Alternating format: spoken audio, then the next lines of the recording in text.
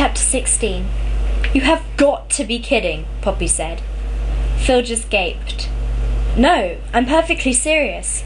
You're witches of the second kind. Remember what I told you? There are the kind of witches that know their heritage and get trained, and the kind that don't, who just have powers.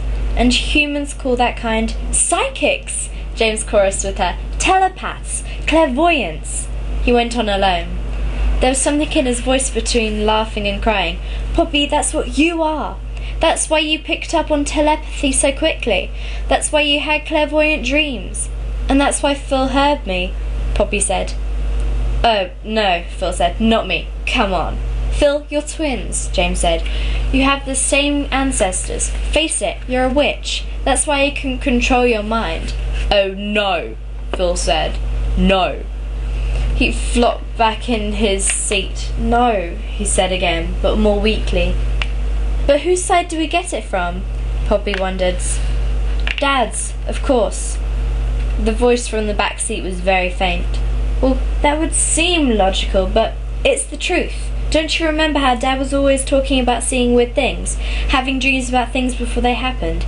And Poppy, he heard you yell in your dream when you were calling for James. James heard it, and I heard it, and Dad heard it too. Then that settles it. Oh, and it explains other things about all of us. All those times we've had feelings about things, hunches, whatever. Even you have hunches, Phil. I had one that James was creepy, and I was right. Phil, and maybe a few others, Phil said fatalistically.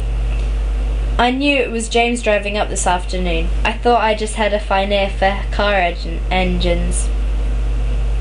Poppy was shivering with delight and astonishment, but she couldn't quite understand James. James was absolutely beaming, filled with unbelieving elation that she could feel like streamers and fireworks in the air. What, James? Poppy, don't you see? James actually pounded the steering wheel in joy. It means that even before you became a vampire, you were a night person, a secret witch. You have every right to know about the night world. You belong there. The world turned upside down and Poppy couldn't breathe. At last she whispered, Oh, and we belong together. Nothing can separate us. We don't have to hide. Oh, Poppy whispered again. Then she said, James, pull the car over. I want to kiss you. When they were in motion once more, Phil said, But where are you two going to go now? Poppy can't come home. I know, Poppy said softly. She had accepted that. There was no going back for her. The old life was over. Nothing to do but build a new one. And you can't just wander around from place to place, Phil said, doggedly persistent. We won't, Poppy said calmly. We'll go to Dad. It was perfect. Poppy could feel James think, of course. They would go to her father, the always late, always impractical, always affectionate parent. Her father, the witch who didn't know he was a witch, who probably thought he was crazy when his powers acted up. He'd give them a place to stay, and that was all they needed, really. That and each other. The whole night world would be open to them whenever they wanted to explore it. Maybe they could come back and visit Thea sometime. Maybe they could dance at one of Thierry's parties. If we can find Dad, that is, Poppy said, struck by sudden alarm. You can, Phil said. He flew out last night, but he left an address, for the first time. Maybe somehow he knew, James said.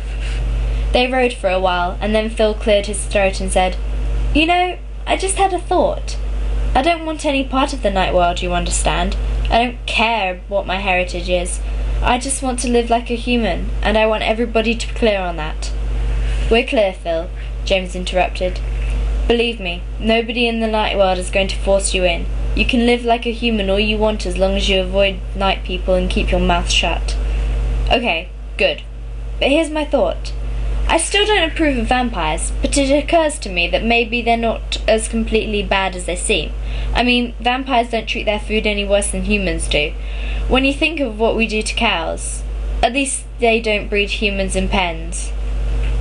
I wouldn't bet on it, James said, suddenly grim. I've heard rumours about the old days. You always have to argue, don't you? But my other thought was that you're part of nature. And nature just is what it is. It's not always pretty, but, well, it's nature, and there it is. He wound up glumly. Maybe that doesn't make any sense.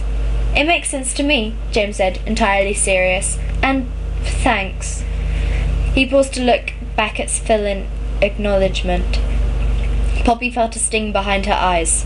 If he admits we're part of nature, she thought, then he doesn't believe we're unnatural anymore.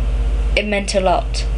She said, well, you know, I've been thinking too, and it occurs to me that maybe there are other choices for feeding besides just jumping on humans when they don't expect it. Like animals. I mean, is there any reason their blood won't work? It's not the same as human blood, James said, but it's a possibility. I've fed on animals. Deer are good. Rabbits are okay. Possums stink. And then there must be some people who'd be willing donors. Thea was a donor for me. We could ask other witches.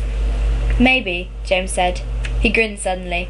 I knew a witch back home who was very willing. Name of Giselle. But you couldn't ask them to do it every day, you know. You'd have to give them time to recover. I know, but maybe we could alternate.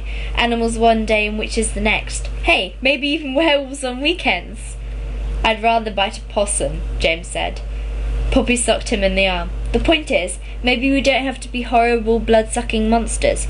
Maybe we can be decent blood-sucking monsters. Maybe, James said quietly, almost wistfully. Hear, hear, Phil said very seriously from the back. And we can do it together, Poppy said to James. He took his eyes off the road to smile at her, and there was nothing wistful about his gaze. Nothing cool and mysterious or secretive either. Together, he said out loud, and mentally he added, I can't wait, with that telepathy of yours. You realise what we can do, don't you? Poppy stared, then felt an effervescent rush that almost shot her out of the car. Oh, James, do you think... I'm certain. The only thing that makes exchanging blood so special is that it enhances telepathy. But you don't need any enhancement, you little dreamer. Poppy sat back to try and still her heart. They would be able to join their minds again, any time they wanted. She could imagine it, being swept into James's mind, feeling him surrender his thoughts to her, merging like two drops of water, together in a way that humans could never know. I can't wait either, she told him. I think I'm going to like being a witch. Phil cleared his throat. If you guys want some privacy... We can't have any, James said. Not with you around, obviously. I can't help it, Phil said through his teeth. You're the ones who are yelling. We're not yelling, you're snooping. Both of you give it a rest, Poppy said. But she felt warm and glowing all over. She couldn't resist adding to Phil, so if you're willing to give us some privacy, that means you trust James alone with your sister.